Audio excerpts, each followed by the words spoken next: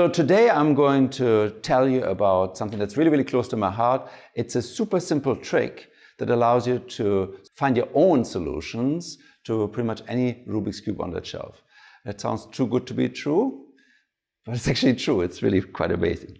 So what I'm going to do is I'm going to explain the trick using the normal 3x3x3 Rubik's Cube. My audience is going to be this guy here, my 11-year-old, Carl. Say hello, Carl. Hi.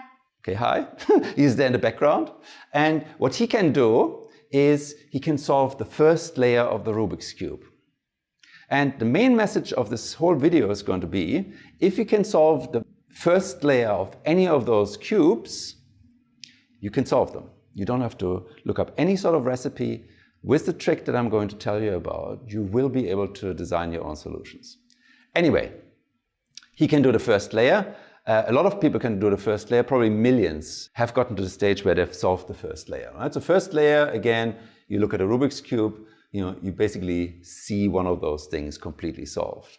Now, why is it so hard to get beyond that stage? Well, what's really, really difficult there is that as soon as you do something now, pretty much anything, you're going to cut into what you've just solved and you're going to destroy it. So that gets very frustrating very quickly. And so there's pretty much three different outcomes now for most people who got there.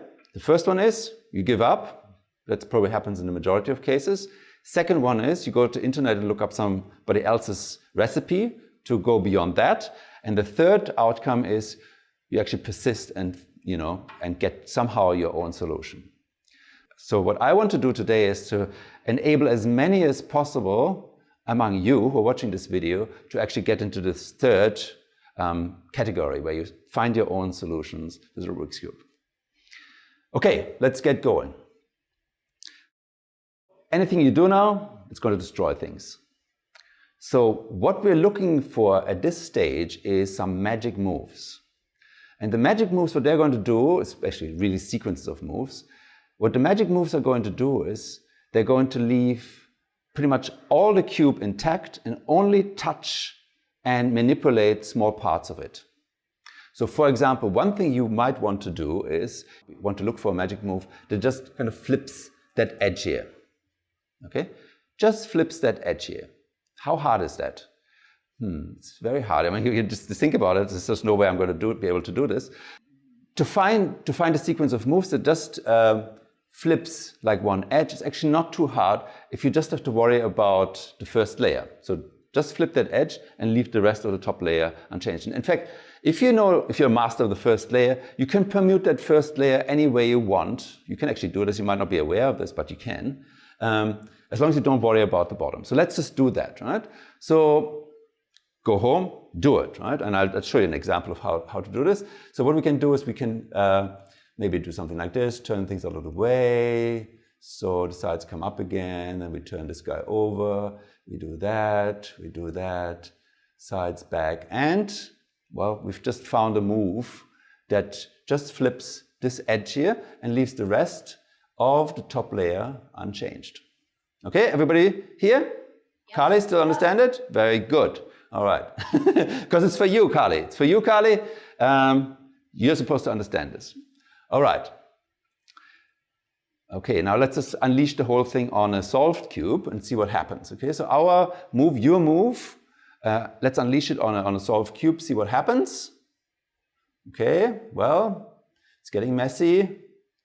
But basically, the top layer is fine, right? Top layer is fine, except for this one flip edge. Of course, the bottom is messed up, okay? And now comes the really, really, really important question. How can we restore the cube really, really easily? Carly? You do it in reverse. Exactly. And we didn't even rehearse this. Okay, so we do it in reverse. Obviously, if we do the whole thing in reverse, it's going to solve the thing, right? So let's just do it in reverse. Here we go, doing it in reverse, and doesn't come as a surprise. The whole thing is back to normal. Okay, let's just put in the move again. Okay, put in the move again. Now, what does the reverse move actually do? Okay, so in the top layer, what does it do? Well, it leaves everything in peace except for this one edge which gets flipped. And what does it do to the bottom part? Carly, what does it do to the bottom part? Does it fix it? No. It fixes it, Carl. Okay, so what does it do to the bottom part, Carl? It fixes it. Exactly, it fixes the bottom part. Very good, very good. You're getting there. It fixes the bottom part. Now, we're not going to run it in reverse straight away. Here comes the trick, and it's so simple you won't believe it, really. What we do is, we'll just give the top layer a twist.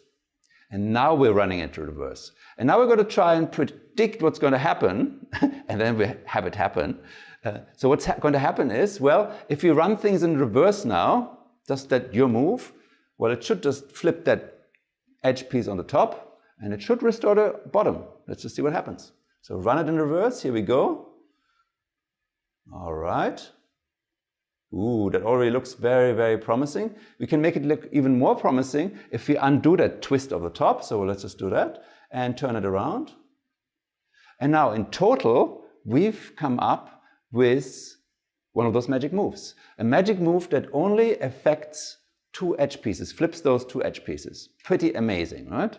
So for example, if we've got a messed up cube like this, and our aim is to kind of just flip those two edges, we can just use this combined move now to achieve this. So we're doing your move, then we're doing the top twist, then you were doing your move in reverse, and then we're doing just the top in reverse, and then at the end, that whole thing would look exactly the same, except that these two guys are flipped.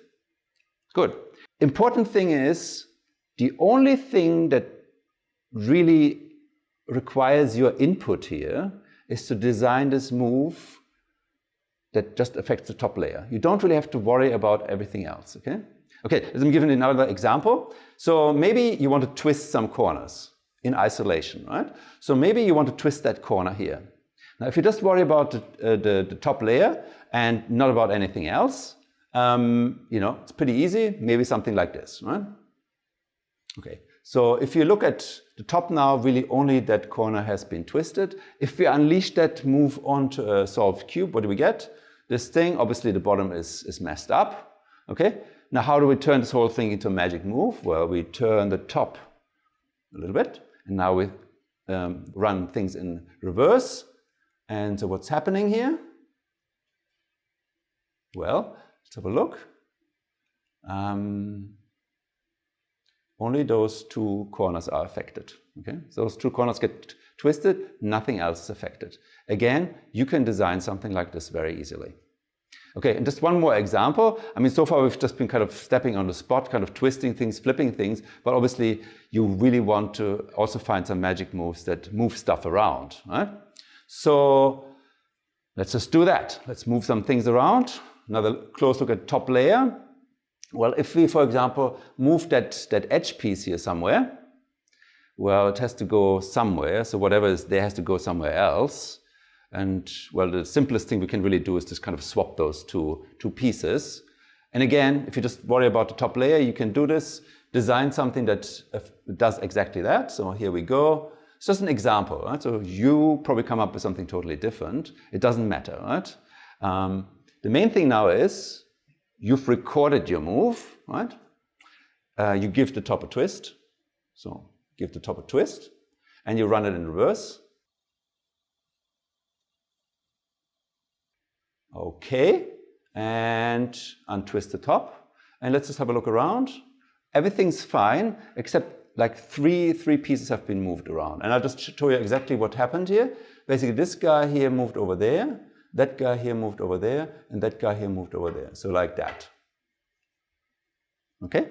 So this particular magic move, what it does is it cycles 3 edge pieces, okay, and leaves everything else unchanged. And you can do the same sort of thing for corners, right?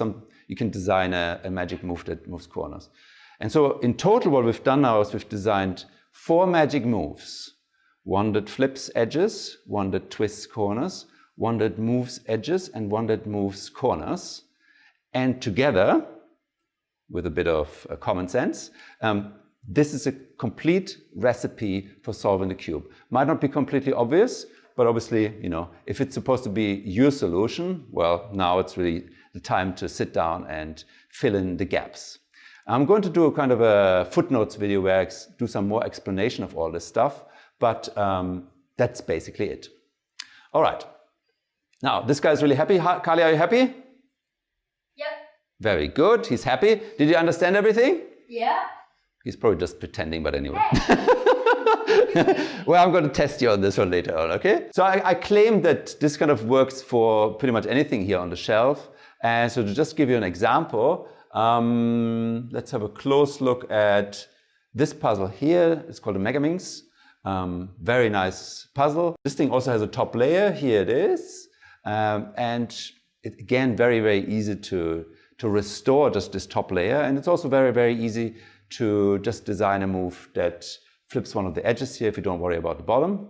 And then you take this move, you give the top a twist, run your move in reverse, and untwist the top. And the effect this has is exactly the same as what we've seen before with the Rubik's Cube. And just like with the Rubik's Cube, you can design a total of 4 magic moves. And with those 4 magic moves, you can solve this thing. Now, these magic moves are examples of what's usually referred to as commutators. It's actually a mathematical term. So it's expressions of the form A, B, A inverse, or A reverse, B reverse. And well, in our case, obviously the A corresponds to your move. The B corresponds to twisting the top, then your move in reverse, and then top in reverse. But that A and B can actually stand for any sequence of moves. So say A is a sequence of moves and B is a sequence of moves. And if we then do A first and then B and then A reverse and then B reverse, that tells us something about the two moves. What does it tell us? Well, order matters when it comes to Rubik's Cubes. So usually it matters whether you first do A and then B, or whether you first do B and A. Usually, you get totally different outcomes. Unlike when you multiply numbers, so for example, if you've got 2 times 3, well, that's the same as 3 times 2.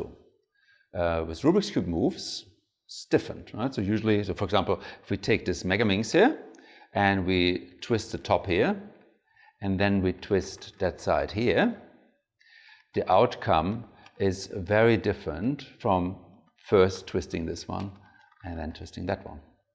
Okay? So what does this compound move tell us about A and B? Well, it tells us whether they commute or not. So take a solved cube, okay? So maybe solved cube like this guy here. And then we have a sequence of moves A, we've got a sequence of moves B. And now we do A, then we do B, then we do A in reverse, and then we do B in reverse. Unleash it on this thing here and see what happens. Well, if nothing happens, so if that cube here basically stays unchanged by this compound move, and what that means is that the two moves A and B commute. That it doesn't matter whether you first do A and then B, or first B and then A. And so, in a way, a commutator is a measure for how close two moves are to commuting. So, the less stuff gets shuffled around here as a result of A inverse, B inverse, the closer the two moves are to commuting. Very, very important in mathematics, for example, in group theory, but also in physics and quantum mechanics. But, you know, that really goes beyond this video. So that's it for today.